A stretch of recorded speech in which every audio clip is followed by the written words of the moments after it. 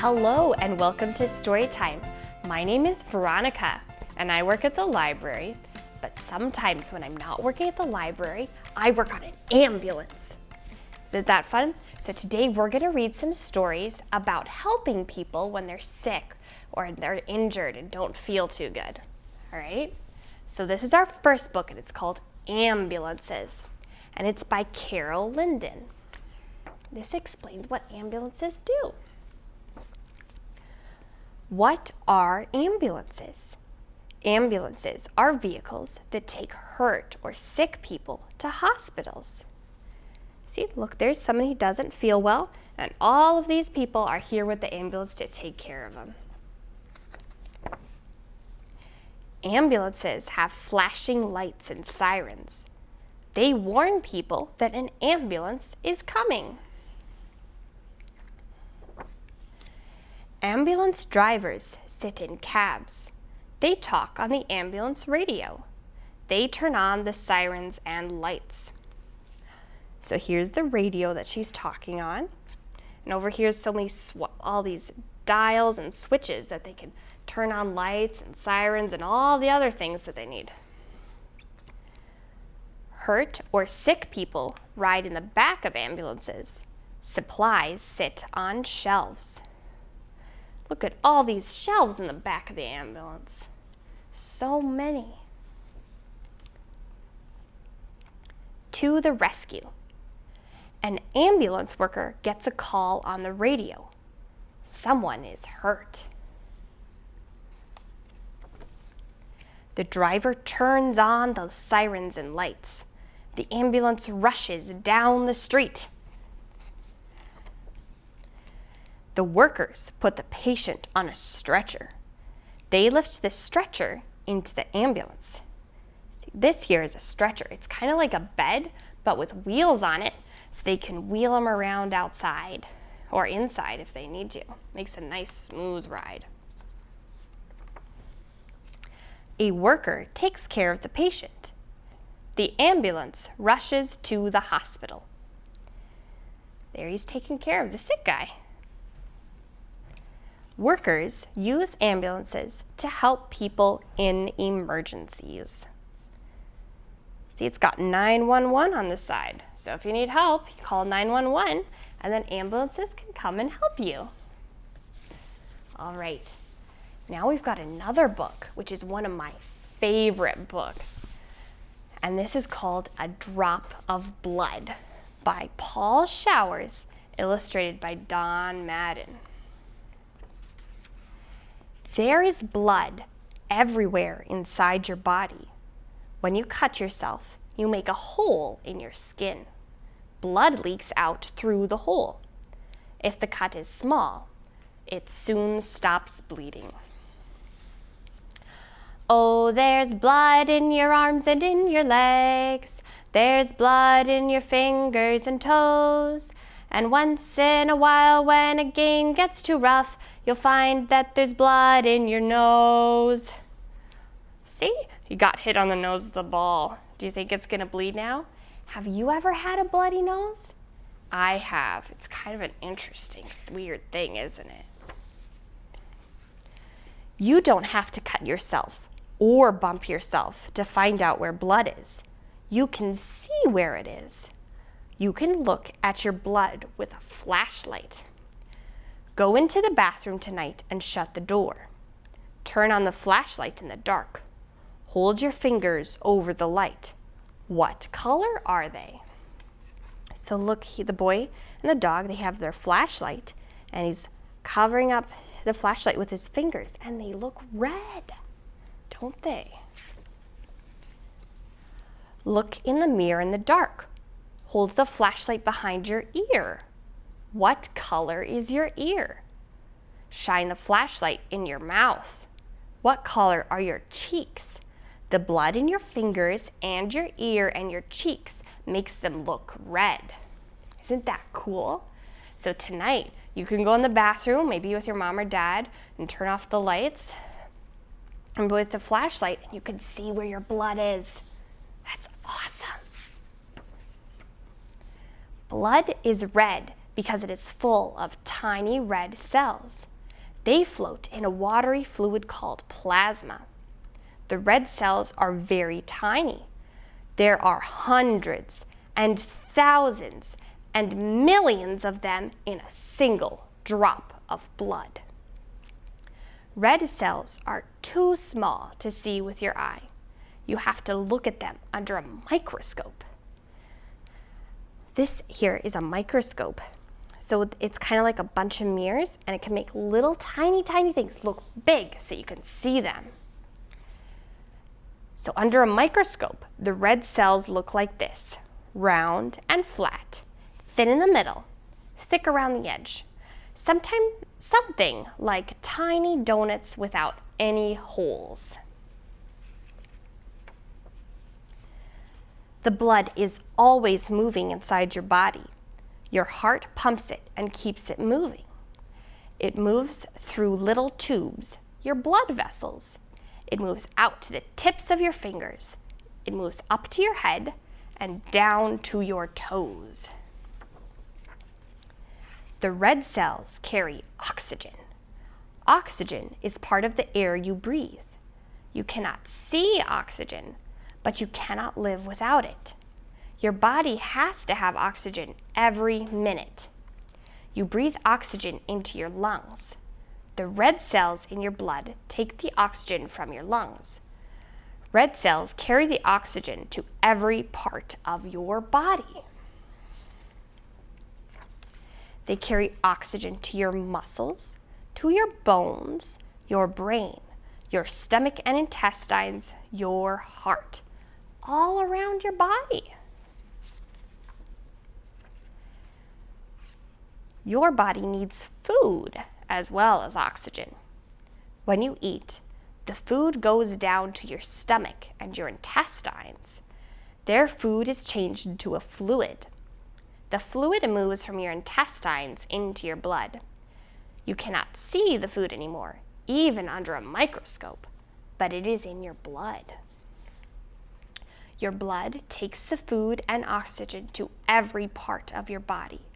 It takes food to your bones to make them grow, to your muscles to make them strong, to your fingers and your toes, even to your brain.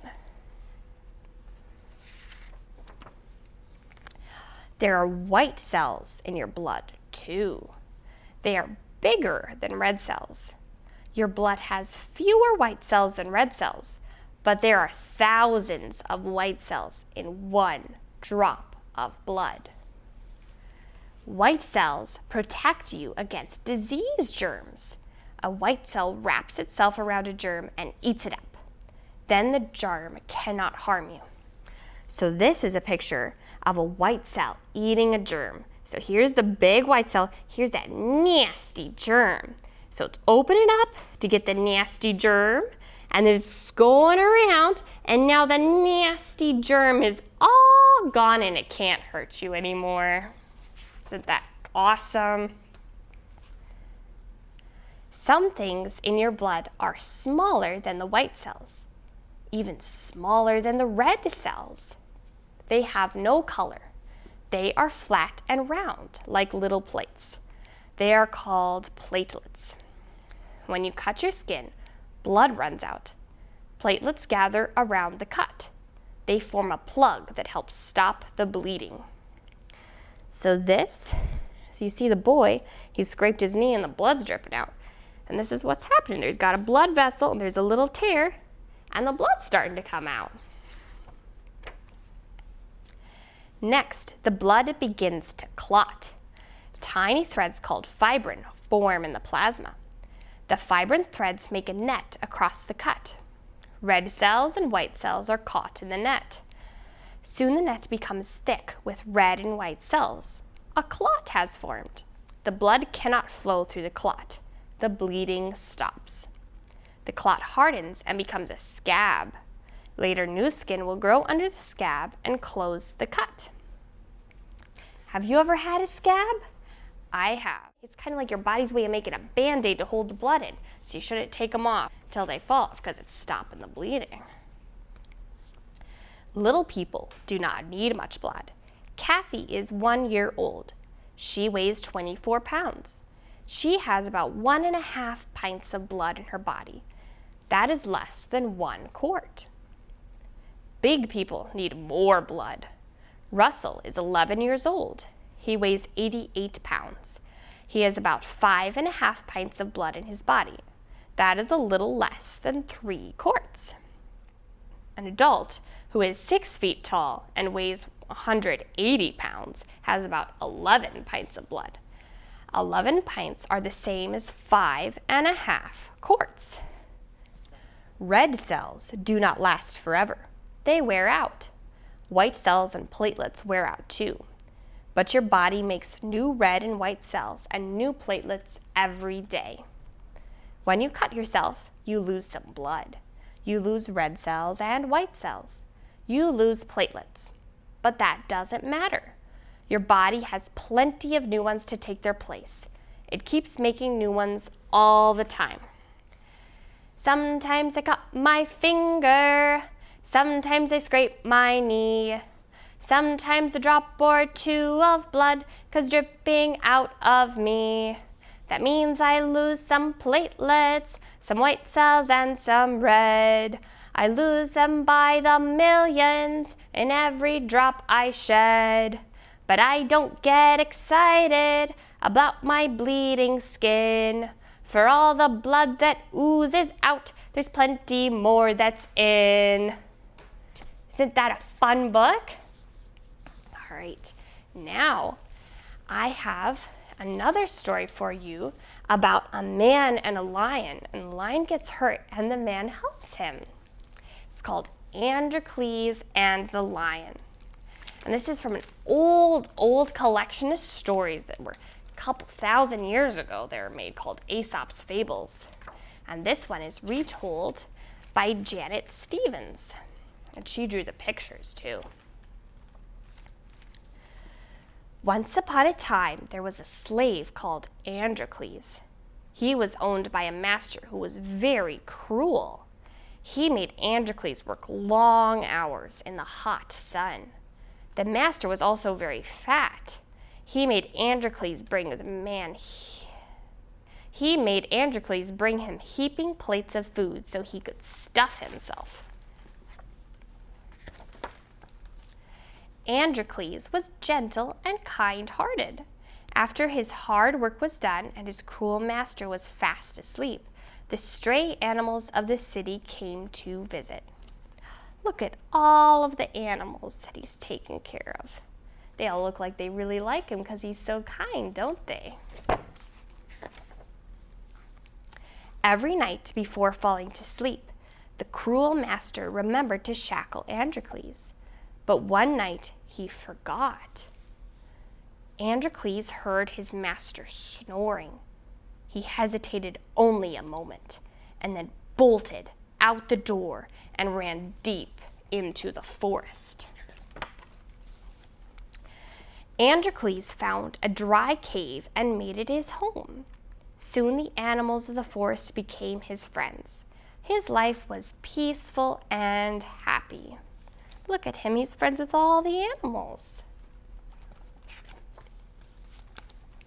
One morning, Androcles awoke to the sound of groaning and moaning near his cave. He tiptoed outside to see what was making the noise. He slowly approached the bushes. Do you see what's in the bushes? I don't know. Roar! A fierce lion roared. He looks scary. Are you scared? I'm a little scared by him. He's big and loud. Androcles jumped straight up, then began scrambling for safety. As he turned to run, he noticed the lion's paw. It was swollen and bleeding. Androcles stopped. He thought, poor old fellow, no wonder he is roaring. That paw must hurt. He carefully walked closer to the lion and asked, "What happened to you, big guy?" The roar faded to a groan, and the lion held up his paw. What does it look like happened to his paw? Easy boy, said Androcles as he took a closer look. Poor lion, there's a big, nasty thorn stuck in your paw. Will you let me pull it out? Now be still and don't bite me. Androcles gently removed the thorn. That's really nice of him. The lion felt much better. He licked Androcles' hand to say thank you. Then he rested a while before limping away into the forest. Meanwhile, the cruel master was very angry. He sent Roman soldiers to hunt for Androcles. They searched in the small villages, marched through the big cities, and finally rode into the forest. It was only a matter of time before the soldiers found Androcles. They dragged him from the cave and took him prisoner. At the same time, another group of soldiers was hunting for animals in the forest. They came upon the lion. They dropped nets on him and carried him back to Rome. So both Androcles and the lion are captured. What's going to happen? The Roman judges gathered to decide what to do with the runaway slave, Androcles. A common punishment was to throw the prisoner to a hungry lion. If Androcles defeated the lion, he would be set free. If he didn't, he would be eaten. Man, that's cruel. The judges decided Androcles should face the lion in the Colosseum. They starved the lion for 3 days. Gosh, that lion's got to be hungry. I would be hungry if I didn't eat for 3 days.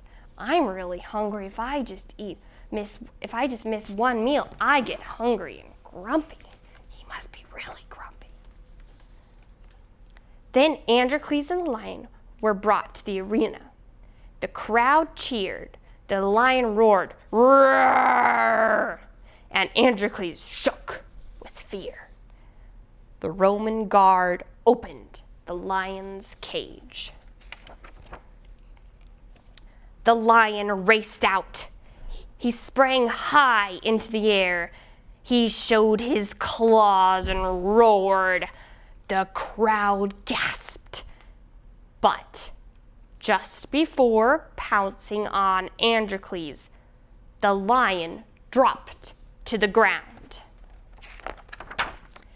He began purring and making happy noises. He started to lick Androcles' hand. Androcles smiled. He recognized the lion he had helped in the forest. Androcles reached out and took the lion's paw. The crowd cheered. The lion remembered Androcles, that he'd helped him. Androcles and the lion were set free. They lived happily ever after in the forest. Androcles had learned an important lesson. A noble soul never forgets a kindness. It's because Androcles was nice to the lion didn't eat him, and he was kind back. Isn't that so cool? All right, now I have a poem to read to you, and this poem is written by Robert Louis Stevenson. And when Robert Louis Stevenson was little, he was sick a lot and he had to stay in bed. And even when he was older, he was still sick, but he wrote a lot of fun stories about pirates and ships and fun poems too. And so he used his time when he was sick to do cool things and write poetry. So this poem he wrote about when he was sick and when he was little. And it's called The Land of Counterpane. And counterpane is a big fancy name for a quilt. So it's like the land on the quilt. the land of counterpane.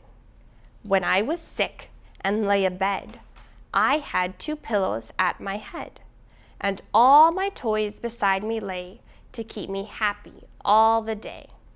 And sometimes, for an hour or so, I watched my leaden soldiers go, with different uniforms and drills, among the bedclothes through the hills, and sometimes set my ships in fleets, all up and down among the sheets, or brought my trees and houses out, and planted cities all about. I was the giant, great and still, that sits upon the pillow hill, and sees before him dale and plain, the pleasant land of counterpane. Isn't that a fun poem about him playing in bed when he was little? All right, I have one more story to read to you before we go. And this is a story about Florence Nightingale. And Florence Nightingale was a nurse, but she helped all people like doctors and nurses and EMTs like me help take care of patients better by making places for sick people cleaner and happier places for them to be. And so this is a picture book of Florence Nightingale by David A. Adler. And the cool thing about this book is that some of the things in here are taken from her diary. Florence Nightingale was born on May 12, 1820, in Florence, Italy. She was named for the city of her birth. Her sister, Parthenope, was born 1 year earlier in Naples, Italy. She was named for the city of her birth, too. Parthenope is the Greek name for Naples. Florence and Parthenope's parents, Fanny and William Nightingale, were from England. Both of their daughters were born while they were traveling in Italy. The Nightingales were wealthy. They had many servants and lived in a large house near London that they called Emberley Park. They also had a summer house they called Lea Hurst. Florence and Parthenope were taught by private teachers and by their father. Florence was a pretty child with an active imagination. She daydreamed a lot and sometimes thought of herself as a monster or a brave heroine. She was good at her studies, especially math. She also liked to write. She kept a diary, wrote many letters, and was always scribbling notes on scraps of paper. On July 12, 1830, she wrote after seeing a beautiful sunset, "I thought I loved God then." Almost 7 years later, on February 7, 1837, she wrote, "God spoke to me and called me to his service, but she didn't know what this service would be." In September 1837, the Nightingales traveled to France, Italy, and Switzerland. They attended concerts, operas, and elegant parties. Florence was 17 then and very popular. 2 years later, in 1839, she and her sister were presented to Victoria, the Queen of England. Many men admired Florence. She later said that one man, Richard Monckton Milnes, was the man I adored. He asked Florence many times to marry him, but she always turned him down. "I know I could not bear his life," she said. Milnes was a wealthy man, and if she married him, she would have to be the same sort of wife her mother was. Florence did not want to spend her time making society and arranging domestic things. The 1840s were difficult years in England. People were hungry. Hospitals and prisons were crowded. Florence visited the poor. She brought them food, clothing, and medicine. She helped the sick. In 1844, at the age of 24, Florence decided her call was to work in a hospital, to be a nurse. "This was God's work for me," she wrote. In December 1845, she told this to her parents. Hospitals then were dirty and smelly. Patients drank whiskey to relieve their pain. Many nurses drank too. They knew very little about diseases. They were mostly servants who washed the sick and cooked for them. The Nightingales were horrified at Florence's plans. They would not allow their daughter to become a nurse. Florence was devastated. She became depressed and didn't sleep. She lost weight.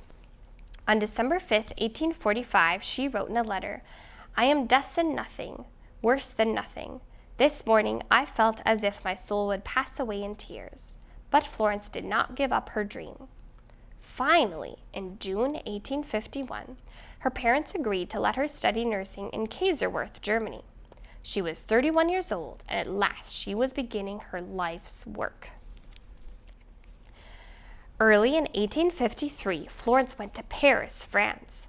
There she visited hospitals and watched doctors at work. Later that year, she was made the superintendent of the Institution for the Care of Sick Gentlewomen, a small women's hospital in London. Florence made sure the hospital was clean. She insisted that it be open to anyone needing care, not just to members of the Church of England. Look at this nice place. You got clean sheets, the floor is clean, you've got flowers. That looks like a nice place. But look, compared to this place, where it's all dirty and ugly, this place is so much cleaner. That's what Florence did. She made hospitals nicer places for people to be when they're sick. Isn't that cool? In 1854, England joined in the Crimean War against Russia. There were not enough hospital beds or doctors for the sick and injured English soldiers. There were no candles, bandages, or nurses. On October 15, 1854, the Secretary at War asked Florence Nightingale to select a group of nurses and take them to the Crimea. Within 1 week, she was on her way. Florence was shocked when she arrived in Scutari, in Turkey. The hospital was swarming with fleas and rats. Injured soldiers in the hospital were lined up on dirty beds and on the floor. Florence and the nurses cleaned the hospitals, prepared better food, and cared for the sick. Every night, Florence carried a lantern and walked for hours from bed to make sure the soldiers were comfortable. The soldiers called Florence the Lady with the Lamp and looked forward to her visits.